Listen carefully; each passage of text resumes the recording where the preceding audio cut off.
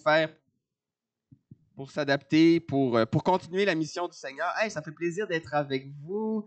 Puis, toujours curieux de savoir, là, bon, vous êtes déplacés, vous êtes venus. Puis, mais on reconnaît plusieurs visages. Il y a des nouveaux visages pour nous aussi. On est des amis de l'Église depuis quoi? 10 ans? Oui, et plus. OK. Non, c'est pas nécessaire. Je vais prendre. Peut-être, Alexandra, veux-tu m'apporter mon sac avec ma Bible? Tu me dis juste, Christian, si je suis dans l'axe de ta caméra. Je ne voudrais pas que. Oui. Merveilleux. Alors, c'est ça. Ça fait quoi, une dizaine d'années qu'on est amis avec Pasteur François, Sylvie, l'Église. On est venu faire la louange plusieurs fois. J'avais été invité à porter la parole pendant que j'étudiais au collège biblique, après que j'ai gradué. Puis, on était venu à Cœur en Fête, cet événement d'évangélisation. Je ne sais pas si vous vous en rappelez, mais on avait accès au parc municipal. Ça a un nom sûrement, ce parc-là? Le parc de la mairie. Oui, à côté de la bibliothèque, de toute beauté. On pouvait faire du bien aux gens, puis faire de la musique pour honorer le Seigneur et en espérant toucher les cœurs. C'est toujours ça notre désir, que les cœurs soient touchés par l'amour de Dieu. Alors, ça fait toujours plaisir d'être de retour. Moi aussi, vous nous avez manqué. On va aborder un message que j'ai intitulé « Ce que nous serons, la destinée du disciple ». Alors, la Bible nous enseigne notre destinée, notre identité, c'est clair. Notre identité en tant qu'enfant de Dieu, on va en parler un peu ce matin, on l'a chanté. Mais également, la Bible nous indique aussi un petit peu en partie ce que le Seigneur est en train de faire avec nous. Là, il nous amène sa destinée. Alors, si ce matin, tu es venu avec l'impression de ramper comme une chenille, l'image à l'écran est là aussi pour t'encourager. Peut-être que tu es venu et ta vie spirituelle, elle vole pas haut. Alors, peut-être que tu es au stade de la chenille. Mais tu dois te rappeler que tu n'es pas un produit fini, mais une œuvre inachevée. Nos amis anglais vont dire « a work in progress ». La Bible nous dit ce que nous étions. Okay? Par le passé, on ne s'en cache pas, on était pécheurs, rebelles à Dieu. Elle nous dit ce que nous sommes, enfants de Dieu rachetés, et ce que nous serons. Vous savez, l'identité du papillon, qui est à l'extrême droite, est déjà présente à l'intérieur de la chenille, est déjà inscrite son identité, même au stade de l'œuf.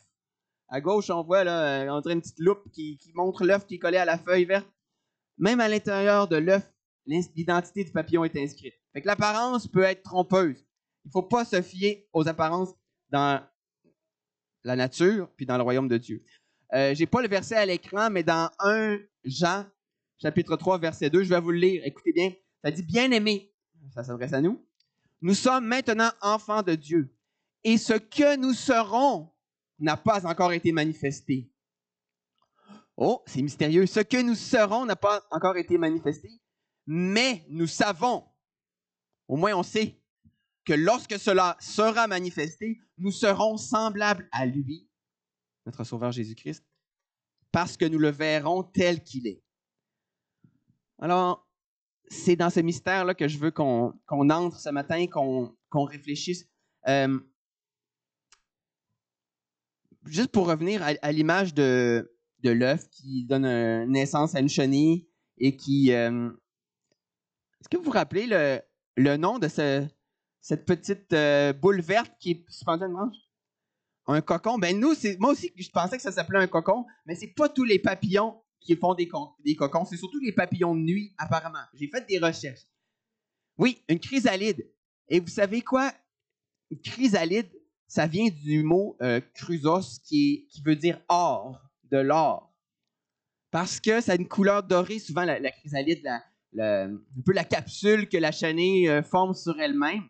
Et laissez-moi vous partager un peu ma réflexion sur cette chrysalide.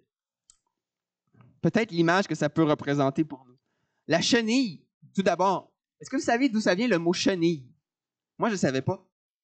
Pourtant, c'est pas si compliqué parce que en français, on a aussi le mot chenil qui a la même origine. Oui. Le chenil, j'ai tendance à me promener. Vous m'avez perdu à l'écran, je suis toujours là, je suis vivant. Le mot chenil, bon, c'est un refuge pour chiens ou une prison pour chiens, ça c'est selon. Mais chenille, ça veut dire petit chien. Les premiers, je sais pas moi, les premiers Romains qui voyaient des chenilles, ils trouvaient que c'était des petites créatures poilues. Ils appelaient ça des petits chiens. Peut-être que ce matin, vous êtes venus, la langue à terre, la queue entre les pattes, puis vous vous sentez comme un petit chien. Vous dites, je suis venu de peine et de misère à l'église ce matin, mais c'est pas parce que je me sens très en forme. Peut-être que vous vous sentez au stade du petit chien, la chenille qui rampe sans force. Mais vous savez, la chenille n'est pas vouée à rester chenille. Lorsqu'elle forme une chrysalide, à un stade important de son développement, elle se recouvre d'une substance. En tout cas, ça donne l'apparence de l'or. C'est pour ça qu'on l'a appelée chrysalide. Et ça m'a fait penser à notre relation avec le Seigneur Jésus. Lorsqu'on s'approche de Jésus, c'est comme s'il nous revêt de son or. La chrysalide, c'est vraiment le symbole d'une nouvelle naissance. C'est le même individu qui est avant la chrysalide puis après la chrysalide. Mais il y a toute une transformation. Même chose lorsqu'on vient à Jésus et qu'on reconnaît son sacrifice à la croix, il y a une transformation. C'est le même individu, c'est la même personne qui est là. Mais c'est évident, entre la chenille et le papillon, il y a eu quelque chose de majeur. Et ce n'est pas les mêmes capacités qui sont là. La chenille qui était condamnée à ramper, à brouter sur les arbres ou à tomber par terre, puis à rester au sol, elle ne peut pas s'imaginer qu'un jour avoir la capacité de voler. Mais peut-être que ce matin, tu ne sens pas cette capacité-là de voler. Puis c'est normal, parce que ça ne vient pas de toi. Tu ne pourras pas prendre ton envol par toi-même. Le papillon prend son envol, mais rappelez-vous toujours qu'il trouve sa force, il se sert de la force de l'air. Ses ailes sont toutes fragiles, mais il se sert de la force de l'air. De la même façon, vous êtes appelés, frères et sœurs, à vous servir de la force du Saint-Esprit. Oui, vous ouvrez vos ailes, mais ce n'est pas par vos propres forces. C'est la force du Saint-Esprit qui nous permet de prendre notre envol, de surpasser nos difficultés, peut-être nos tentations, et de marcher dans les voies de Dieu. Alors, prochaine diapo, on va rentrer dans le vif du sujet. J'aime imaginer que notre vie aussi a 3 stades de développement. Puis en lisant dans les Écritures plusieurs passages qu'on va voir ensemble, j'ai l'impression que on est appelé à passer du stade d'accusé au stade d'avocat, puis pour devenir des juges dans le royaume de Dieu.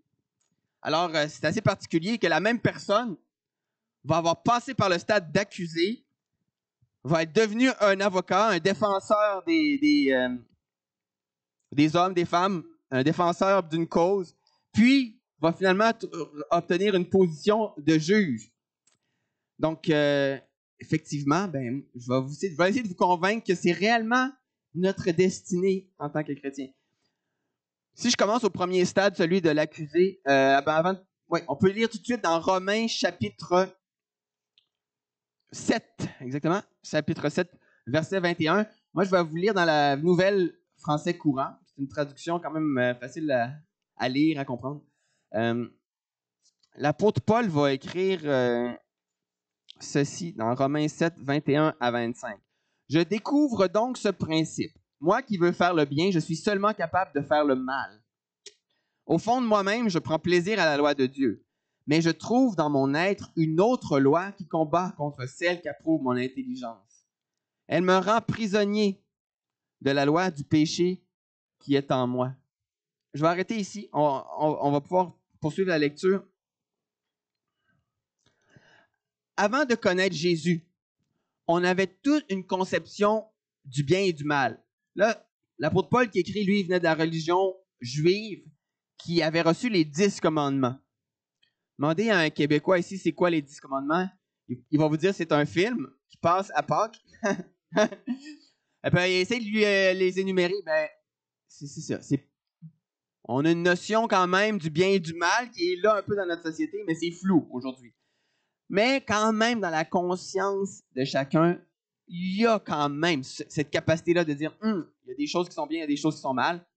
Malheureusement, cette conscience-là est un peu déformée, est un peu teintée par le péché.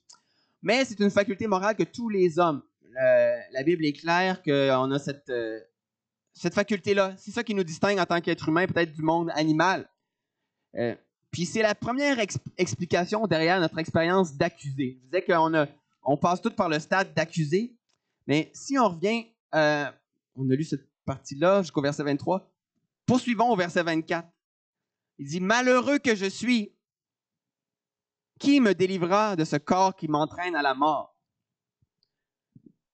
Paul, il dit « C'est impossible de me délivrer de cette tendance-là à faire le mal. Je le sais que c'est pas bien, mais je le fais. » Et au verset suivant, il nous dit « Mais remercions Dieu par Jésus-Christ notre Seigneur. Bref, je suis au service de la loi de Dieu par mon intelligence, mais dans ma faiblesse, je suis asservi à la loi du péché. Comment je vais faire pour m'en sortir? » Mais il revient, il a dit la solution. On l'a lu vite. Il a dit la solution, mais si vous continuez au chapitre 8, verset 1, la solution, la sortie du piège, elle est présente. Il dit « Oui, il n'y a maintenant plus aucune condamnation pour ceux qui sont unis à Jésus-Christ. » Okay, rappelez-vous la chrysalide. Okay, la nouvelle naissance, c'est lorsqu'on s'unit à Jésus-Christ, le roi de gloire, le sauveur aussi qui est crucifié pour nos péchés. Car la loi de l'Esprit Saint qui donne la vie par Jésus-Christ m'a libéré de la loi du péché et de la mort. Excusez mon excitation, mon enthousiasme. C'est quand même gros ce que Jésus a fait pour nous. Et je suis encore obsédé par mon image du papillon. Est-ce que vous connaissez un peu les monarques? Le papillon monarque? Okay. Les ailes oranges comme feu. Ah oui, c'est ça, c'en est un, ça. C'est une reproduction, une image de les ailes orange feu avec contourné de noir, là, bordé de noir. Savez-vous qu'est-ce que ça mange, un papillon monarque? Une seule nourriture. Rappelle-moi ton nom. Lucie, elle l'a dit, c'est l'asclépiade. C'est une plante qu'on retrouve au Québec, puis que c'est leur seule nourriture. C'est important de dire ça parce que il y a des gens qui défrichent des zones puis qui détruisent des champs d'asclépiades. Pour nous, si tu détruis un champ de, je sais pas moi, un champ de blé, on va manger du maïs. Mais pour un papillon, si tu détruis son champ d'asclépiades, c'est sa seule subsistance. L'asclépiade, c'est sa seule nourriture. Puis je me suis dit, quelle belle image des chrétiens. C'est quoi notre nourriture, nous? C'est quoi notre vraie nourriture spirituelle? La parole de Dieu. Merci, Simon. Je savais que je pouvais compter sur un autre Simon. La parole de Dieu, c'est notre seule nourriture, spirituellement parlant. Puis si on se prive de la parole de Dieu, on va maigrir, on va dépérir. Puis savez-vous, c'est quoi qui protège le monarque des prédateurs? Ouais, mais il y a des prédateurs qui volent aussi. Des oiseaux qui pourraient l'attraper. Ce qui protège le monarque des prédateurs, c'est l'asclépiade qu'il a mangé. Parce que l'asclépiade, c'est toxique. Mangez-en pas. Si vous trouvez de l'asclépiade, c'est une plante qui produit une sorte de coton. Là. Ça produit une fibre là, blanche un peu fibreuse. C'est un peu qui ressemble à du coton, comme de la ouate. Les enfants aiment bien ça. Mais mangez pas ça, mangez pas ça. Et à un moment donné, il y a un camp d'enfants dans la région de Québec, je pense, qui a voulu faire une petite blague. On a servi de la salade aux enfants là, pour rire, mais la salade il avait mis de l'asclépiade dedans. Et la majorité des enfants ont été malades. Donc, non. C'est bon pour le monarque, c'est pas bon pour nous. Mais lui, c'est sa seule nourriture, puis nous, la parole de Dieu doit être notre principale nourriture spirituelle. Et c'est ça qui nous protège des prédateurs, nous aussi. On est un peu comme les monarques. Ça nous protège des prédateurs parce qu'on est nourri de la vérité. La vérité de Dieu. Pourquoi? Pour ne pas se faire tromper par les mensonges, par les séductions de ce monde. Alors, je reviens à mon idée que c'est dans notre être intérieur, on a une conscience, on sait qu'est-ce qui est bien, qu'est-ce qui est mal, mais tant qu'on n'est pas éclairé par Jésus, transformé par ce Saint-Esprit, on va retourner toujours. Je ne veux pas utiliser un langage trop cru, mais l'apôtre Pierre en parle. on retourne au mauvais. Quelque chose qui est dégoûtant. Bon. Mais notre conscience nous prédispose à être sauvés parce que c'est cette conscience-là que le Saint-Esprit va venir utiliser, va venir convaincre pour qu'on confesse nos fautes devant le Seigneur. Par contre, certaines personnes, quand ils vont être un peu provoqués par leur conscience, qui vont être convaincus, vont décider de se refermer. Et ça, on est libre, hein? On est libre de s'ouvrir à la conviction du Saint-Esprit ou de s'endurcir pour pas rendre des comptes à notre Créateur. Puis souvent, pour lutter contre cette conscience-là, il y a deux phénomènes que moi j'observe. Celui de se comparer aux autres pour se trouver meilleur. OK? Ça, des fois, c'est regarde, je suis pas si pire que ça, regarde les autres. Je suis meilleur. Ça, c'est je pense, une stratégie pour essayer de lutter contre notre conscience.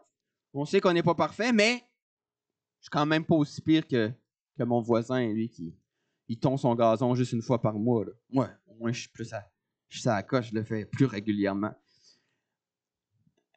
Ou une autre stratégie, c'est de juger son prochain, justement, de rabaisser les autres pour se sentir mieux. Je ne sais pas si vous avez déjà rencontré des gens comme ça, c'est pas le fun. On reste pas trop longtemps en leur compagnie. Ben, l'apôtre Paul, puis l'apôtre Jacques aussi, vont... je pense pas que j'ai les versets à l'écran. Je vais vous les lire vite. Romains 2:1, Paul dit « Ô homme qui que tu sois, toi qui juges, tu es donc inexcusable. Car en jugeant les autres, tu te condamnes toi-même, puisque toi qui juges, tu fais les mêmes choses. » Alors, ouais, c'est facile de dire « Ah, les autres font ci, les autres font ça », mais si tu juges, tu es tombé dans le piège.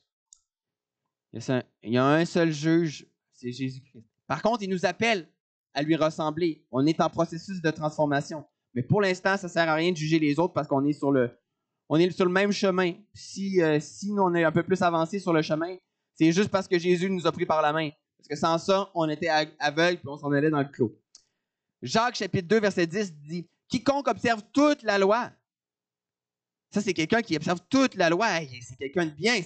Un homme ou une femme sainte, là. Mais s'il observe toute la loi, mais pêche contre un seul commandement, il devient coupable de tous. Alors, ça ne servit absolument à rien de tout observer les 274 lois de l'Ancien Testament s'il en a brisé une. Afin que toute bouche soit fermée et que tout le monde soit reconnu coupable devant Dieu. Ah, on ne se sauvera pas par nos mérites, par nos forces, par nos bons comportements. C'est pas comme ça qu'on est accepté de Dieu. Son amour pour nous est manifesté en Jésus. Ça, c'est clair. C'est ça. C'est qu'il nous aime tellement qu'il a livré son Fils pour nous. Pas parce qu'on était plus beau, plus fin que les autres. Mais si ce matin, vous êtes peut-être au stade de l'accuser, votre conscience vous parle fort, vous savez que vous luttez avec un péché ou avec une mauvaise pensée, rappelez-vous qu'il n'y a aucune condamnation pour ceux qui sont en Jésus.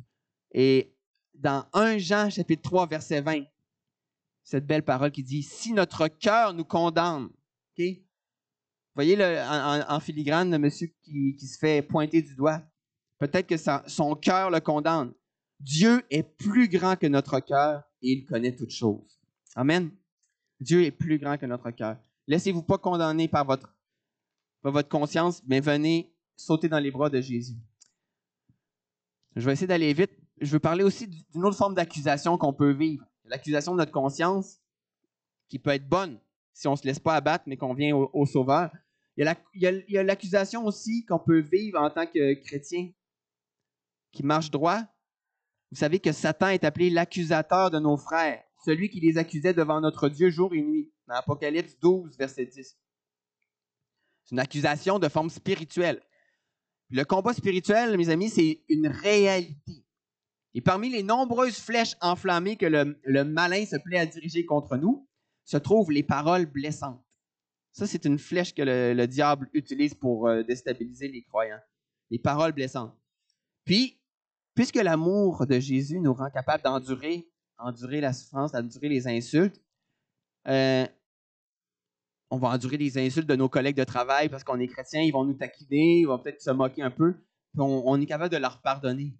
Mais puis, le diable, il sait qu'on a cette patience de Christ, fait qu'il peut chercher à nous tester, à nous éprouver en utilisant nos propres frères et sœurs parfois pour nous apporter des paroles blessantes. C'est triste, mais c'est la réalité. Et le diable trouve le moyen de susciter des paroles dures venant d'autres chrétiens ou même de nos amis proches. Mais puisque notre maître, notre Seigneur, a été trahi par un de ses proches, lui, il est solidaire avec nous lorsqu'on est la cible de fausses accusations. Jésus est solidaire avec nous. Alors même ça, même ces attaques qui peuvent être très, très démoralisantes, Jésus va nous dire, je te comprends, je compatis. Pardonne-leur. Pardonne-lui parce qu'il ne sait pas ce qu'il fait. Amen. Donc, que vous soyez croyant ou non, vous savez ce que c'est de se trouver dans le siège de l'accusé. Mais n'oubliez jamais ce que ça fait de se retrouver dans cette position-là. N'oubliez jamais, parce que c'est l'expérience d'avoir été accusé, soit par notre conscience ou d'avoir été accusé par la société, par les autres. Cette expérience-là va vous être utile. On va lire dans 2 Corinthiens, chapitre 1, pour voir en quoi ça peut être utile, cette expérience-là. 2 Corinthiens 1, 3 à 5. Bénissons Dieu, le Père de notre Seigneur Jésus-Christ, le Père riche en bonté, le Dieu qui accorde le réconfort en toute occasion. Il nous console dans toutes nos détresses, afin que, soulignez les mots « afin que ».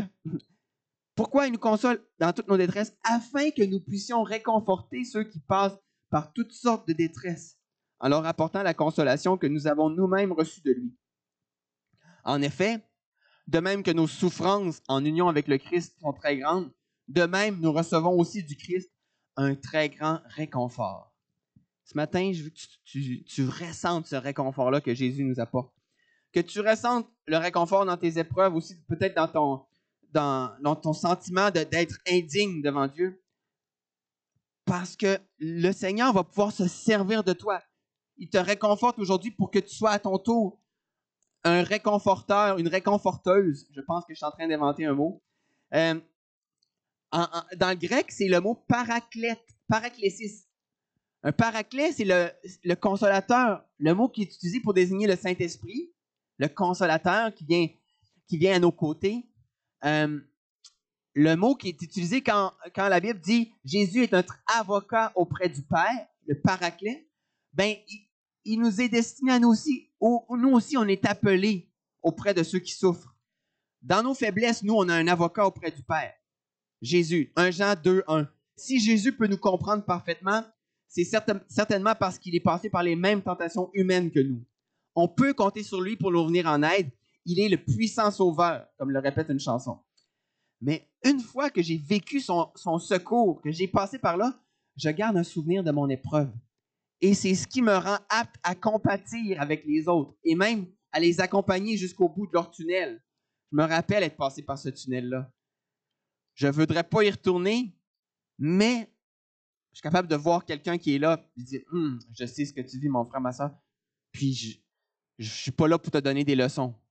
Je suis là, je vais être avec toi, je vais t'écouter, puis je crois en toi. » On devient des paraclets, des défenseurs comme le Saint-Esprit, appelés aux côtés de nos frères et sœurs, de ceux qui souffrent.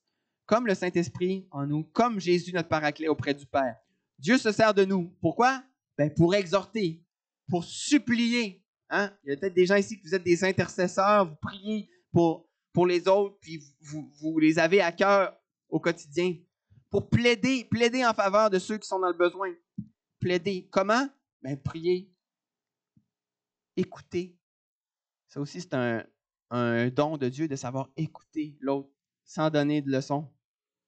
Puis travailler auprès de ceux qui en ont besoin. Travailler auprès d'eux.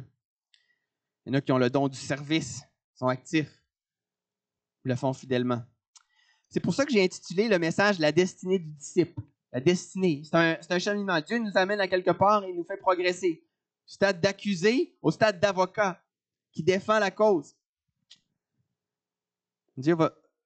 Dieu, premièrement, ça nous donne un grand réconfort de savoir que Dieu nous comprend. Puis Dieu a un plan. Ça nous réconforte aussi de dire, OK, mes épreuves, c'est pas inutile. Dieu se sert de toutes nos circonstances. Je dis pas qu'il est la cause de toutes nos circonstances, parce qu'il a laissé à l'homme une grande liberté. Mais il se sert, il va leur trouver une utilité. Il va leur trouver une utilité. Le Seigneur est dans la récupération, il est dans le domaine de la récupération, du recyclage, et il est super bon pour ça. C'est notre destinée d'être utile, d'être utile dans les mains de Dieu. Amen. Comme des vases dans les mains du potier. Romains 8, 18. Encore dans la français courant. Oui, c'est beau. J'estime que nos souffrances du temps présent ne sont pas comparables à la gloire que Dieu nous révélera. La création entière attend avec impatience le moment où Dieu révélera ses enfants. Et est-ce que c'est beau? La création a besoin de nous. Est-ce qu'on réalise que la création a besoin de nous, enfants de Dieu? On peut penser à l'environnement. L'environnement, il goûte. Puis souvent, l'été, on voit des températures extrêmes dans certaines régions, des feux de forêt. L'environnement a besoin de nous. Qu'est-ce qu'on va apporter? Je ne sais pas, mais la création attend le moment où Dieu révélera ses enfants. Je crois qu'on fait partie de la solution. Les communautés marquées par la violence, ils attendent la révélation des fils et des filles de Dieu. Les communautés marquées par les injustices. Est-ce que vous réalisez que la création soupire, puis les communautés humaines soupirent après l'intervention de Dieu? Ils ne le savent pas. Ou quelque autre cause qui vous est chère? J'ai parlé de l'environnement, j'ai parlé de la violence ou la paix, dans le fond, ce que les gens recherchent.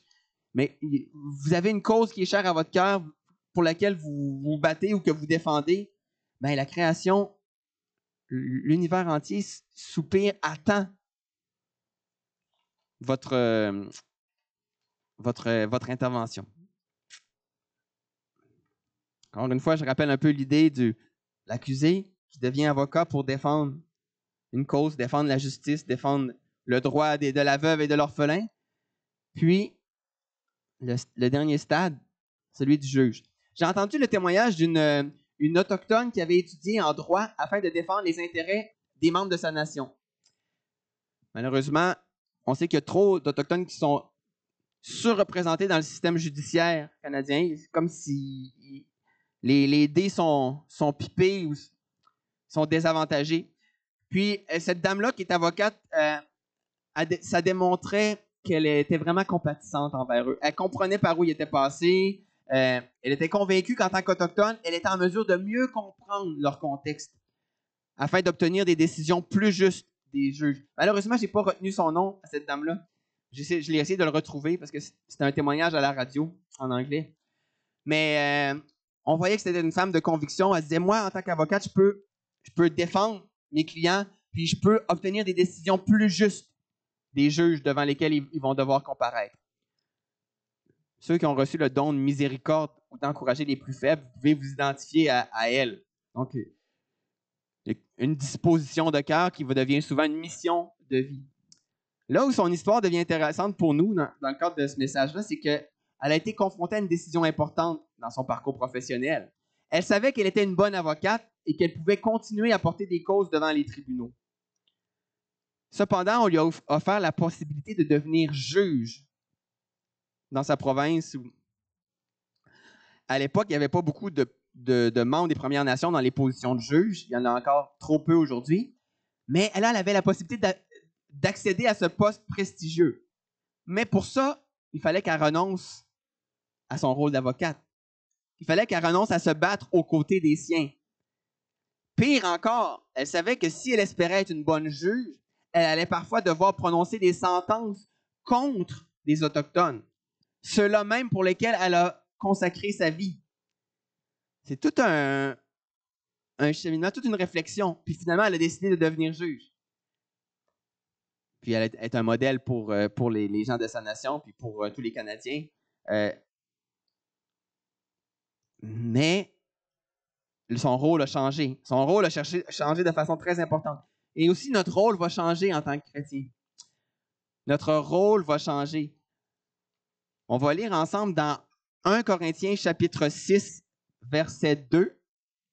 Est-ce que c'est gelé à l'écran? Je crois que oui. Oui, rendre la justice. Est-ce qu'on est appelé à rendre la justice? Est-ce que les enfants de Dieu sont appelés à rendre la justice? Ne savez-vous pas que ceux qui appartiennent à Dieu jugeront le monde? Et si vous devez juger le monde, êtes-vous incapable de juger des affaires de peu d'importance? Je vais prendre une petite pause, puis on va réfléchir là-dessus. On ne parle pas de juger notre voisin parce que son gazon est trop long. On parle de la justice de Dieu qui va se manifester. Pas juger les autres sur leur habillement ou sur leur mode de vie. Mais OK, premièrement, ce verset-là, c'est une critique plus ou moins subtile de l'apôtre Paul envers l'Église de Corinthe. J'aime dire que l'apôtre Paul, il aime laver le linge, il aime la lessive, puis il nous fait laver notre linge sale en famille, comme dit l'expression. Ce que ça veut dire, c'est qu'on vit parfois des conflits entre membres de l'Église, des petits désaccords. Puis, dans ces situations-là, on devrait avoir parmi nous un frère ou une sœur de bonne réputation qui devrait être en mesure de trancher sur la question, plutôt qu'on aille devant les tribunaux pour actionner un membre de l'Église.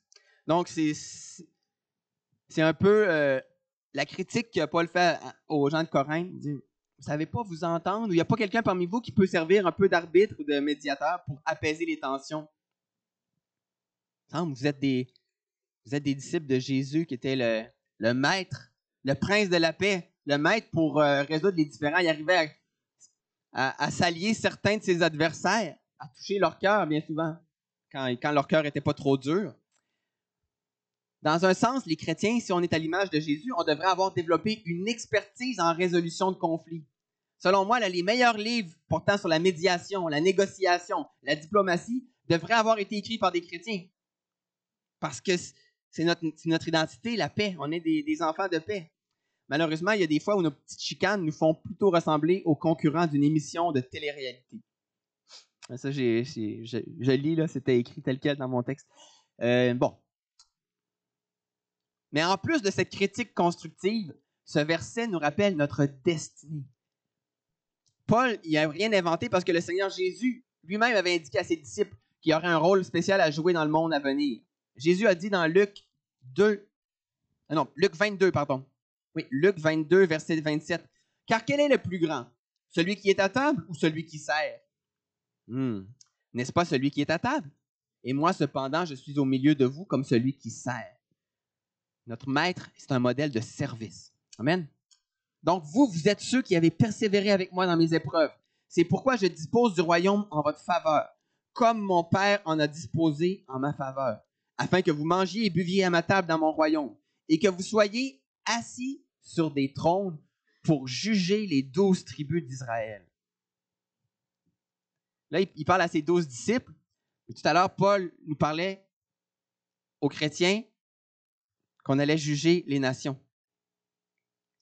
Il parle même de juger les anges à un moment. Donc, l'Église, en ce moment, en 2022, on se manifeste au monde par nos bonnes actions, par notre bon témoignage. Il y a un jour qui va venir, puis ce jour est peut-être plus proche qu'on pense, où l'Église va se révéler son côté plus terrifiant, celui de juge des nations.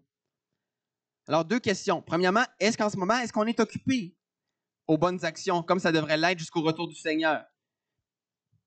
Si le Seigneur retarde sa venue, est-ce qu'il va nous trouver actifs et persévérants dans les bonnes actions, dans un bon témoignage envers notre communauté, envers ceux qui ne le connaissent pas? Puis deuxièmement, est-ce qu'on vit toutes sortes d'épreuves? Est-ce que ça se pourrait qu'on soit éprouvé par toutes sortes de tentations, qu'on soit formé dans l'épreuve afin d'être en mesure de mieux comprendre les hommes et les femmes qui auront sombré dans le péché et qui devront comparaître devant le tribunal de Christ, devant le grand juge? Parce que ce n'est pas de gaieté de cœur que le Seigneur va envoyer des êtres humains en enfer.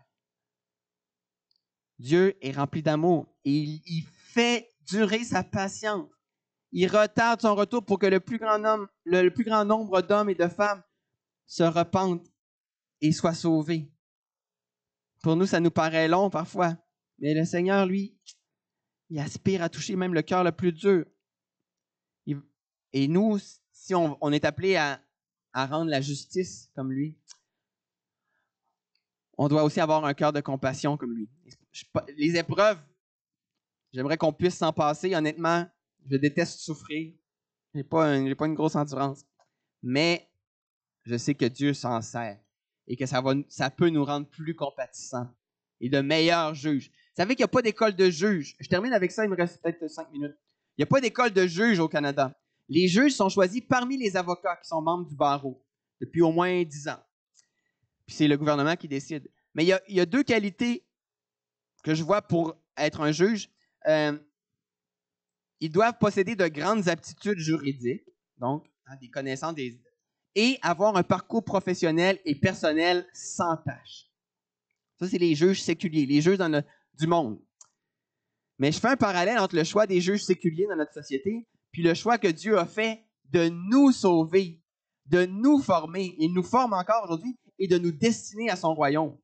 L'Église de Jésus-Christ, dont on fait partie, est en processus de devenir un chef-d'œuvre architectural digne de représenter le Seigneur de gloire. Et je termine avec ce verset dans l'Apocalypse 22, justement, qui nous parle de notre destinée. Il n'y aura plus de nuit. Ils n'auront besoin ni de lampe ni de lumière parce que le Seigneur Dieu les éclairera et ils régneront au siècle des siècles. Dans une autre traduction, il nous est dit, ils seront des leaders éternels. Les chrétiens, les disciples de Jésus, les enfants de Dieu deviendront des leaders éternels. C'est une autre façon de le comprendre. Parce qu'on n'a plus beaucoup de rois et de reines dans notre société, mais des leaders, des gens de sagesse, des gens de droiture, de vérité. C'est ce qu'on est appelé à devenir. Peut-être que j'inviterai Alexandra à venir au piano pendant que je fais cet appel. Un appel, premièrement, à prier, puis un appel à s'approcher de Dieu. Tout d'abord, peut-être qu'il y a quelqu'un ici ou à la maison qui se sent vraiment sur le banc des accusés ce matin. Et je n'ai pas besoin de te pointer du doigt parce que le Seigneur a touché ton cœur. Au Japon, au 17e siècle, il y avait beaucoup de persécutions envers les chrétiens. Et lorsque l'empereur ou lorsque les dirigeants capturaient un chrétien, je vais vous montrer qu'est-ce qu'il faisait. Il demandait aux chrétiens de piler sur une image de Jésus pour apostasier, pour renier leur foi. Alors, si le chrétien le faisait sans hésiter, alors ça veut dire que c'est correct, il pouvait le laisser tranquille. Il pouvait le laisser aller, il allait être libre. Mais si le chrétien il hésitait à piler sur l'image de Jésus, il allait se faire mettre en prison, ou pire encore, il allait être massacré, il allait être tué. Bon, c'est cruel, mais c'est une bonne image de ce qu'on devrait faire avec nos péchés. Si tu te sens accusé parce que tu luttes avec un péché, tout le reste a été accompli à la croix. Alors tout ce que tu as à faire, piler sur ton péché, de renier, puis venir à Jésus. Honnêtement, il va t'accueillir les bras grands ouverts. Mais peut-être tu te dis, ouais, Simon, c'est des belles paroles, mais tu sais pas qui je suis. Je sais, c'est vrai, je sais pas qui tu es, mais je sais qui tu vas être en sortant d'ici. Parce que tu vas être un enfant de Dieu pardonné, lavé de tes péchés et prête à commencer une nouvelle vie dans la lumière. C'est ça qui arrive lors de la nouvelle naissance. Juste à renoncer à ton péché puis de venir à Jésus. Puis il y a des frères et sœurs dans cette église qui se battent pour une cause qui est chère à leur cœur. Un peu comme un avocat qui fait des nuits blanches en préparant la défense de son client. Ça peut être une cause, peut-être pas qui est très visible extérieure. Peut-être que tu te bats pour un membre de ta famille. Tu te bats pour soit ton ministère dans l'église. Tu te bats pour peut-être pour un collègue qui est non chrétien ou un membre de ta parenté qui n'est pas croyant, puis avec qui tu cherches à rétablir la communication. Un jour, mes frères et sœurs, on va avoir terminé de se battre. Le combat va être terminé. C'est pas tout de suite, mais je vous dis, il y a de l'espoir. Rappelez-vous qu'après avoir vaincu la mort, Jésus est allé s'asseoir à la droite. Il est allé s'asseoir avec son Père sur le trône. Il nous a ainsi montré la voie en persévérant malgré l'oppression. OK? Ça, je vous invite à persévérer malgré les difficultés pour que vous alliez le rejoindre sur son trône. C'est ça qu'il veut pour ses enfants, qu'on aille le rejoindre sur son trône, d'où il va juger le monde. C'est tout un appel, c'est tout un privilège qu'on a. Et d'ici là, il vous dit, prenez courage. J'ai vaincu le monde. Alors, j'inviterai Alexandra à nous conduire dans un dernier chant. Alléluia. L'immensité de ta grandeur me montre que je ne suis rien.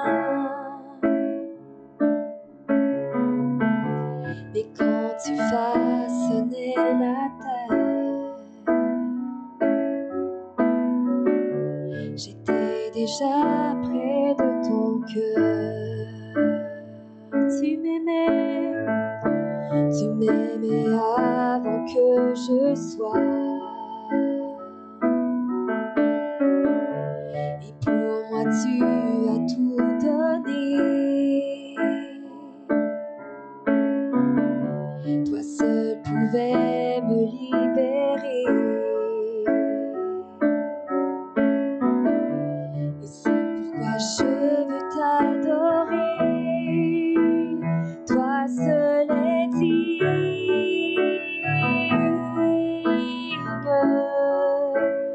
de recevoir louange et gloire pour l'éternité.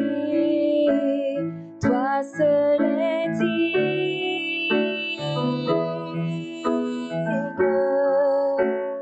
de recevoir louange et gloire pour l'éternité. Dans ta présence, je me tiens. Dans sa présence ce matin. Est-ce qu'on peut se lever debout? Tu as ce dont j'ai besoin. Oui, tu es celui dont j'ai besoin, Seigneur. La joie, la vie et le bonheur Sont dans ton parvis, alléluia. sont dans tes parvis, mon sauveur. Toi seul est digne de recevoir louange et gloire pour l'éternité. Toi seul est digne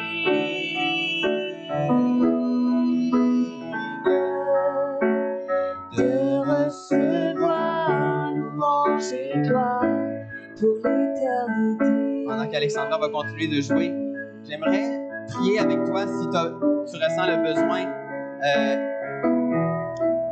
de t'approcher du Seigneur. Peut-être que tu te sens indigne. On chante « Jésus, tu es digne. Jésus est sur le trône. » Peut-être toi, tu te sens vraiment indigne de t'asseoir à ses côtés sur son trône. Le Seigneur veut te laver complètement. Et j'aimerais prier avec toi, si c'est ton cas, pour que tu puisses vraiment repartir léger, le cœur léger, vraiment réconcilié avec Dieu. Si c'est ton cas, tu pourras t'avancer, soit en t'assoyant dans le premier rang puis qu'on s'assoit ensemble. C'est pas un spectacle, les autres n'ont pas besoin de voir. Puis deuxièmement, c'est si tu es celui ou celle qui vit un combat, un peu comme un avocat, je dis, qui met toutes ses énergies, qui transpire à chaudes gouttes parce qu'il se bat pour une cause qui lui est chère. Et toi, tu commences à vivre du découragement, de la fatigue, et que tu as besoin d'un souffle nouveau de la part du Seigneur. J'aimerais prier avec toi. Si c'est ton cas, tu te reconnais. Même chose, mais la même consigne. C'est pas pour que les autres n'ont pas besoin d'être au courant. Tu peux venir t'asseoir dans le premier rang. Je vais venir m'asseoir avec toi pour prier avec toi. Alors, merci. Si vous devez nous quitter, on vous souhaite une belle semaine, un bon dimanche. Que le Seigneur vous fortifie, vous nourrisse par sa parole. Et prenez votre envol comme des papillons. Puis ceux qui ont besoin de prière, je reste disponible. Amen.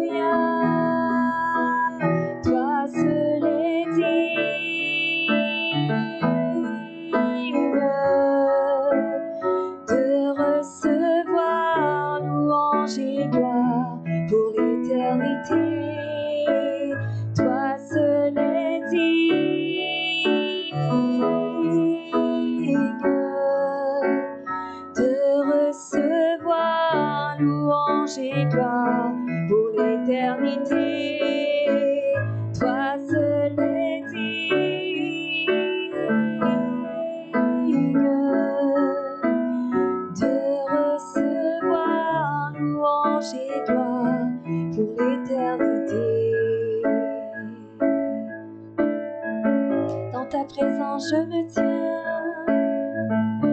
Dans ta présence, je me tiens.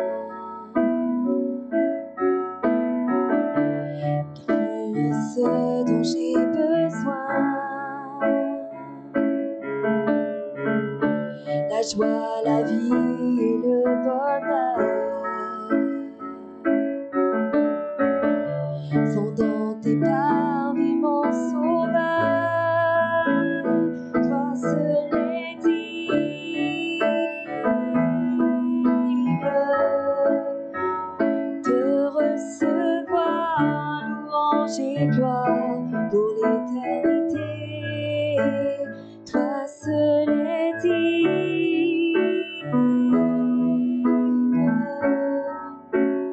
de recevoir louange et gloire pour l'éternité.